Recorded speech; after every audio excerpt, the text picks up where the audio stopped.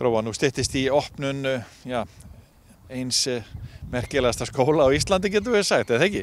Jú, ég myndi segja það. Já. Það styttist stóðum. Það er rétt vika í að krakkarnir mæta til starfa.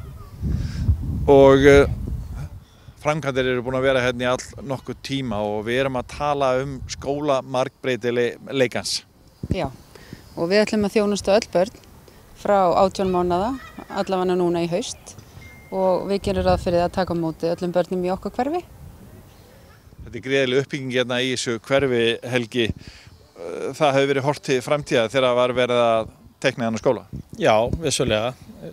Og það er virkilega spennandi að sjá þennan fallega skóla rísa núna loksins. Undirbúningurinn hófst í byrjun árs 2016 og það er gaman að segja frá því að þetta er fyrsti skólinn allavega í Reykjanesbæ sem er undirbúin með þeim hætti að við fórum eftir ferli sem er kallað frá hinu almenna til hins sérstæða, sem er þannig að fagfólkið, fjölskipaður hópur hagsmunaaðila, fagfólks, kennara, stjórnenda, foreldra, fulltrúa nemenda, unnu fyrst hugmyndavinnuna áður en farið var í hönnun á skólanum. Þannig að hönnun byggist á áherslum og hugmyndum þess hóps. Svo var smá bakslagur í útboðinu, þannig að í rauninni frestaðist bygging skólans 1 ár, eða ekki? Jú, það er rétt.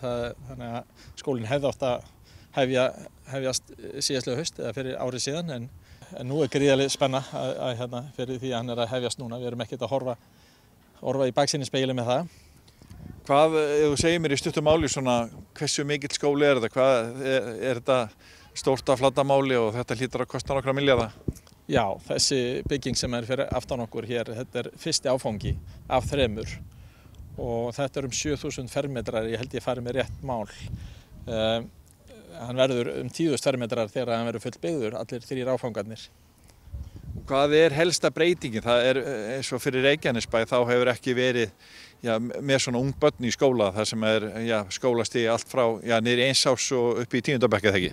Nei, það er rétt. Þetta er það hefur ekki verið þannig áður hjá okkur og það kom fram í þessari vinnu, þessa undirbúningshóps, þá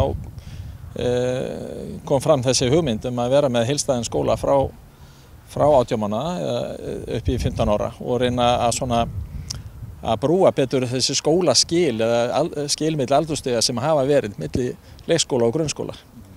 Og það varð úr að svo ákvörðun var tekin að vera hér með heildstæðan skóla fyrir börn frá 18 mánaða upp í 15 ár.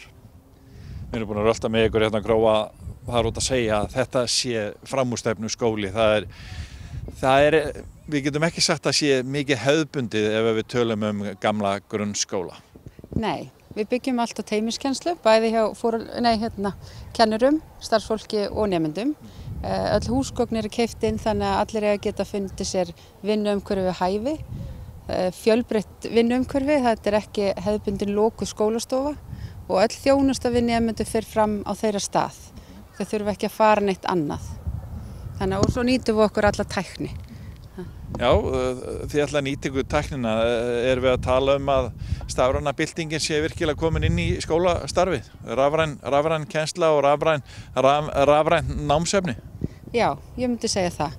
Og það er í Reykjanesbæ hjá 8. til 10. bekk, þá er tæki á mann.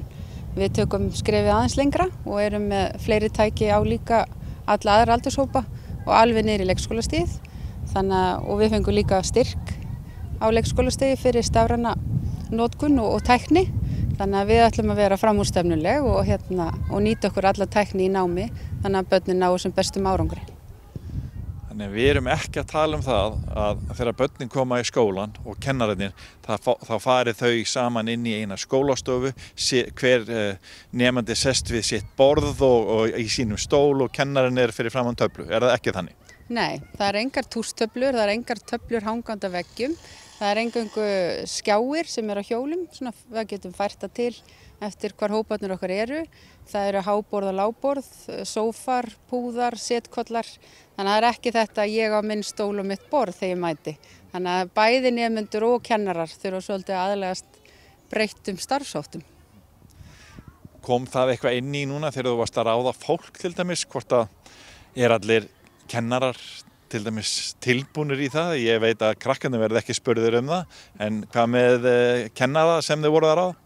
Já, þeir voru valdir sérstaklega inn og við erum rosalega spennt að fá þau til starfa. Þau vita það að það teymiskennsla og það samþætting námsgreina og unni út frá heildstæðum verkefnum. Þannig að ekki ég bara með minn hóp í ensku, heldur erum við öll saman að kenna og hóparnir eru mismunandi, þannig að þau ættu að fá þjónustu, betri þjónustu við hæfi. Og þú talar tvendir, það sé að fara að kenna í tvendum.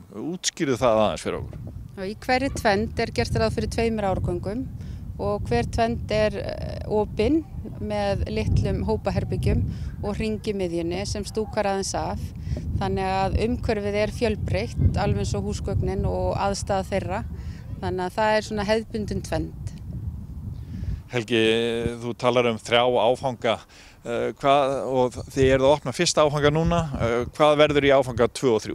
Já, í áfanga 2 þá gerum við ráð fyrir íþróttahúsi og sundlaug.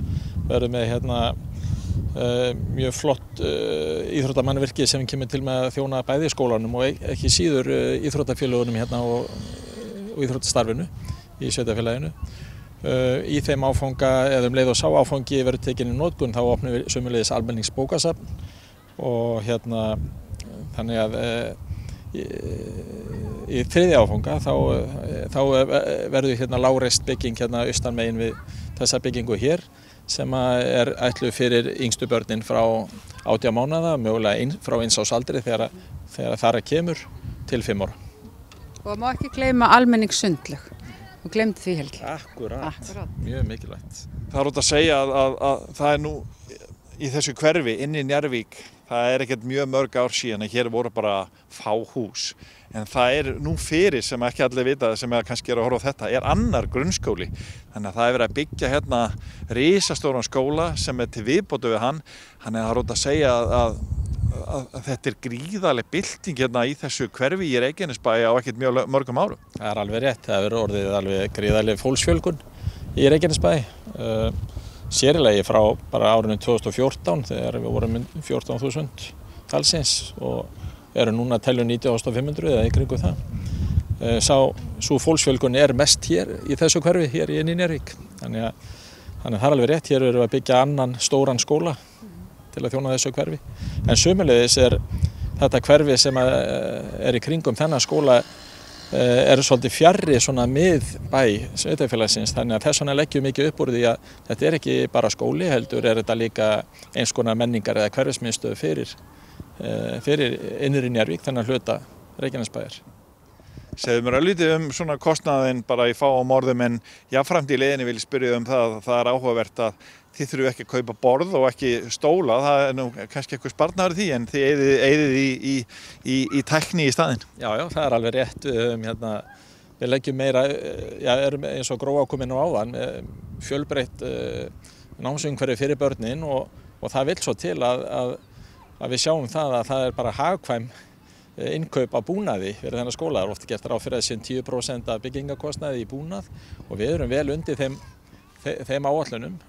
Sömuleiðis líka mjög gleðilegt að byggingarkostnaður eða áætlunum byggingarkostnað þessa skóla á áætlun og þannig að áætlunni standast. Það skiptir mjög miklu máli þegar svona risastóra framkvæmdir að ræða. Hvað það margir milljarðar sem var áætlað? Það var áætlaði fyrir þennan hluta byggingarna 2,5 milljarður og við erum, eins og ég segi, erum á áætlun. Og það verða 1, 2, 3 milljarðar viðbót? Já, það eftir að fara í fullnar hönnun á þeim áföngum og fara í útboð, en við getum alveg gert ráð fyrir að það verði eitthvað starf á bilinu milli 4 og 5 milljarðar í heildina. Gróa, það glæsilegt útisvæði, þannig að það verður ekki mjög leiðilegt fyrir börnin að mæta hérna. Nei, ég held að þau séu líka full tilhlökkunar að koma hér á mánudaginn eftir rúma viku. Hér trampólín, hér heystuvöllur, hér eru rólur, nóg af þeim. Þannig að ég held að krakkarnir eiga eftir að finna svo mikið við hæfi hér. Hvað þetta margir nemendur sem að hefja nám hérna? Þau verða 330 núna í haust og svo breytist það oft dag frá degi því það alltaf að flytja nýtt fólk í hverfi okkar.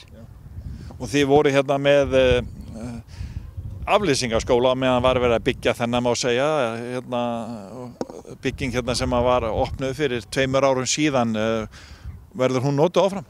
Herra, við þurfum að nota hana aðeins áfram, fram í haustið, svona seinni partinn í september fyrir nemendur, en þá komum við öllum börnunum fyrir inni.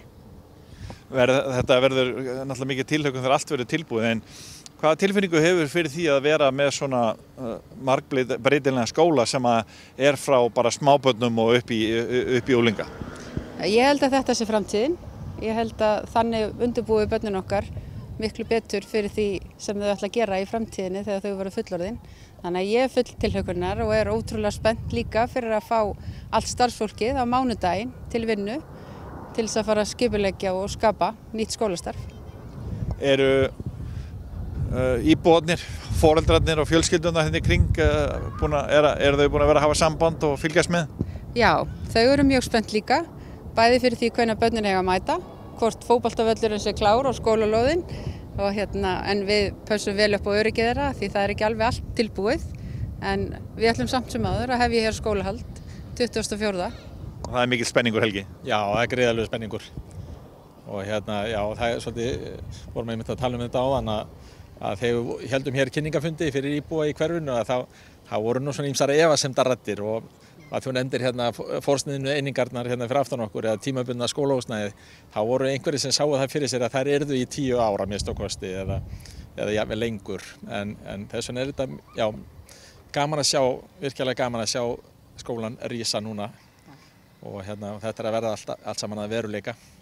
Það er gríðarlegur spenningur. Mjög mikill.